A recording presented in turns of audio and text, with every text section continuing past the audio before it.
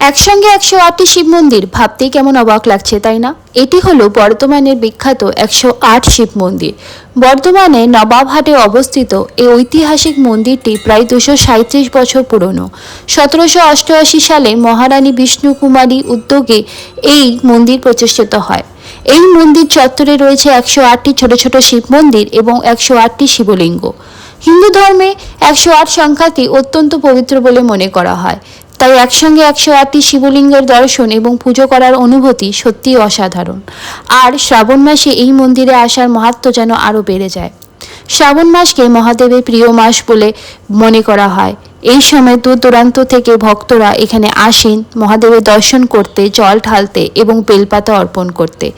চারপাশে ভক্তির পরিবেশ, ঘণ্টার ধ্বনি আর মুখে একটাই নাম, হর হর মহাদেব। তাই তো শ্রাবণ মাসে যদি এই অনুভূতি আপনারাও যদি অনুভব করতে চান, তাহলে অবশ্যই চলে আসুন বর্ধমানের 108 শিব মন্দিরে। কারণ এখানে এসে শুধু 108টি মন্দির দেখা হয় না, মনে হয় একসঙ্গে 108 বার মহাদেবের আশীর্বাদ পাওয়া যায়। হর হর মহাদেব।